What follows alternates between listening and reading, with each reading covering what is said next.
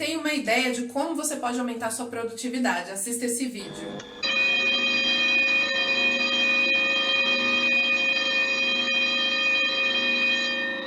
Section 5, speed her up, 401.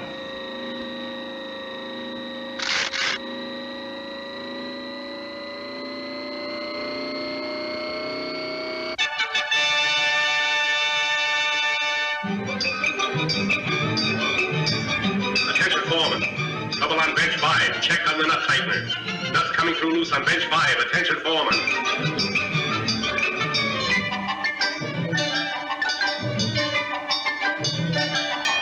Back. Section 5, more speed, 4-7.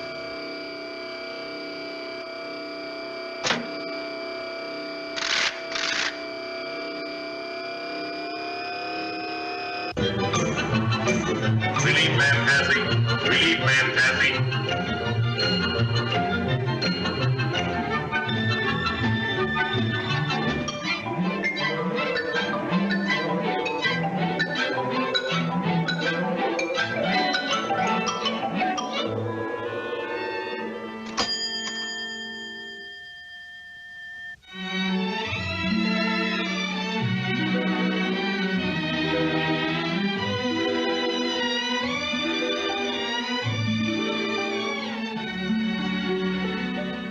Hey!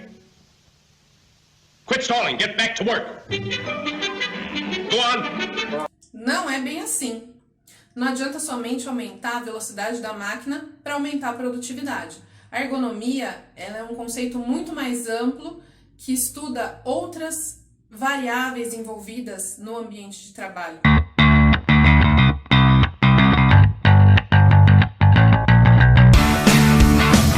Olá, seja bem-vindo a mais um vídeo do canal Confrariando. Meu nome é Giovana, eu sou consultora em Educação, Saúde e Segurança pela Confraria Corporativa. Hoje nós vamos falar sobre o desperdício da falta de ergonomia. A ergonomia ela não trata somente das questões relacionadas à segurança do trabalho. Ela é um estudo muito mais amplo do meio ambiente. Avalia os impactos sociais e econômicos dentro do ambiente de trabalho. Todas as situações que acabam refletindo na produtividade. Além dos tradicionais desperdícios, nós da Confraria Corporativa consideramos o desperdício da falta de ergonomia. Eu e Leonardo escrevemos um artigo a respeito da falta de ergonomia dentro das empresas. Acesse esse link. Mas então, o que seria ergonomia? Ela possui vários significados, mas existe um consenso de que ergonomia é a adaptação do meio de trabalho ao homem. A ergonomia pode contribuir para solucionar muitos problemas relacionados à saúde, segurança, conforto e bem-estar dos trabalhadores no ambiente de trabalho. Então, nós podemos pensar desde um estudo de movimentação de cargas, adequação dos equipamentos. Vamos citar alguns exemplos, então. Se a gente pegar um trabalhador que lida com transporte de cargas excessivas, sem nenhum tipo de dispositivo que o auxilie nisso, num primeiro momento ele pode sofrer um acidente de trabalho relacionado a essa carga. Com o passar do tempo, ele pode adquirir doenças relacionadas ao sistema músculo-esquelético. Então, isso aumenta, inclusive, o turnover dentro da empresa, os afastamentos dos trabalhadores. Eu diminuo a produtividade no meu ambiente de trabalho. Vamos pensar na fadiga. Existem dois tipos, a fadiga aguda e a fadiga crônica. Fadiga crônica que vai levar o indivíduo a uma doença, no caso do sistema músculo-esquelético. Se a gente pensar na fadiga aguda, esse trabalhador ele vai ter uma diminuição do rendimento. Então, a princípio, ele não vai ser afastado, mas a produtividade dele já é menor. Então, já é um reflexo do desperdício da falta de ergonomia ali no ambiente de trabalho. Uma outra situação bastante comum que a gente vê são nos escritórios. Trabalhador que passa a maior parte do tempo sentado, na frente do computador, deixando esse trabalhador com posturas inadequadas. Mobiliário não está de acordo com os aspectos ergonômicos, então isso também diminui produtividade. Mas a gente não pode pensar só nessa questão diretamente envolvida com o sistema musculoesquelético. Também tem outros fatores que estão relacionados à ergonomia. Por exemplo, iluminação, temperatura. É difícil de acreditar, mas ainda existem linhas de produção onde as pessoas são escolhidas, por exemplo, pela altura. para que elas se adequem àquele maquinário. Pessoas que tinham competências para aquele cargo, mas, no entanto, por conta de não se adaptar ao maquinário, que isso não é ergonomia, ergonomia é a adequação do ambiente ao trabalhador, então a gente acaba reduzindo ali o nosso nicho, e isso reflete também na questão da produtividade. Se a gente pensar em carro, os carros mais antigos, dependendo da altura da pessoa, ela tinha que colocar uma almofada, inclusive, para poder dirigir. Regulagem ergonômica dentro dos carros. E isso a gente vê também nas organizações. Existem muitos equipamentos e máquinas que conseguem fazer essa adaptação. E isso é importante até no momento de escolher esses equipamentos. Então, como que eu faço para eliminar o desperdício da falta de ergonomia? Através da análise ergonômica do trabalho. Existem vários instrumentos que eu posso utilizar para fazer esse estudo do meu ambiente. Além das questões relacionadas com postura e movimento, nós temos que pensar na questão dos órgãos dos sentidos. Então, que outras situações também estão relacionadas com a falta de ergonomia que interferem na produtividade do trabalhador? O ruído, questão de conforto térmico, vibrações, a iluminação, tudo isso tem que ser considerado dentro do meu estudo para a adaptação desse ambiente para o meu trabalhador. Quando a gente aplica a análise ergonômica do trabalho, então, que aspectos são levados em consideração? Do maquinário, se é possível a adaptação dele aos meus trabalhadores. No caso do transporte de cargas, de preferência fazer ele de forma mecanizada, ou seja, evitar a movimentação manual de cargas.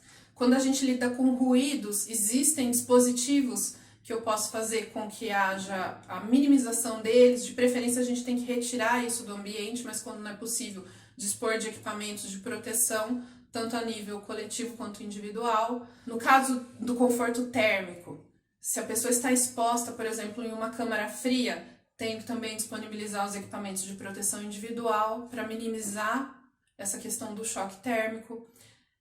Vibrações, a pessoa precisa de uma escala de trabalho com que ela reduza o tempo de exposição a essa vibração. Então a gente pode ver que a ergonomia não trata somente de uma adequação de mobiliário, de equipamentos, mas também a gente tem que pensar em escala operacional, no rodízio dos funcionários, tudo isso pensando em minimizar a exposição dele a esse risco. É dentro das instalações das empresas que nós passamos grande parte de nossas vidas. Então, por que não focar também na questão dos treinamentos?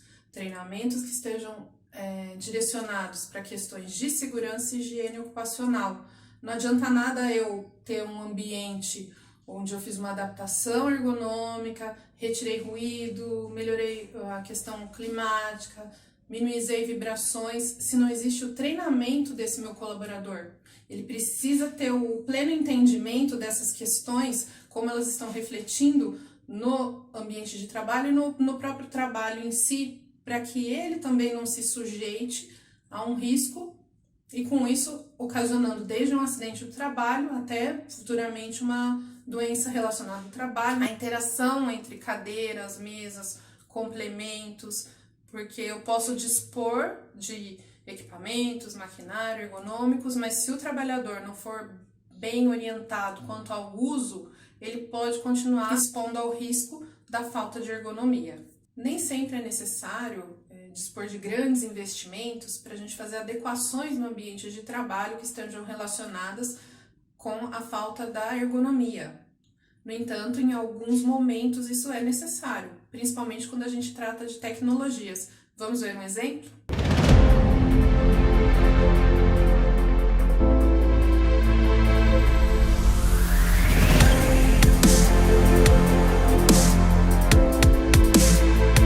O exoesqueleto é completamente ligado à indústria 4.0.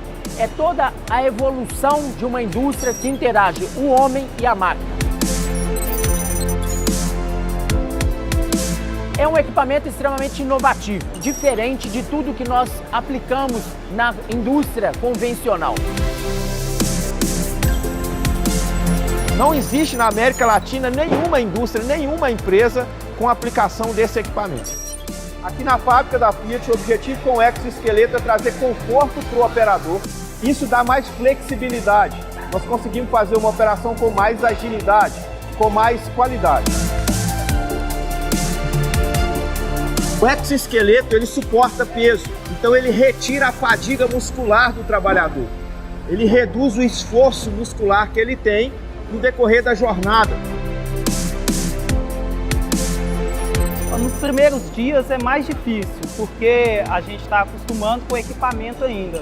Mas com o passar dos dias, das horas, a gente vai acostumando e ele vai junto com a gente. Do jeito que a gente comanda, ele carrega o peso. Eu estou mais descansado no dia a dia para fazer minhas atividades dentro e fora de linha. O exoesqueleto é como se fosse meu uniforme aqui na Fiat hoje. Ele já faz parte do meu dia a dia.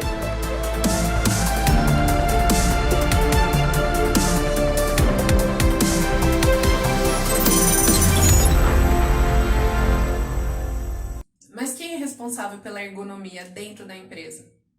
A gente não pode focar só na equipe de segurança do trabalho e saúde ocupacional. A questão ergonômica ela deve ser mais ampla, deve ser tratada multidisciplinarmente.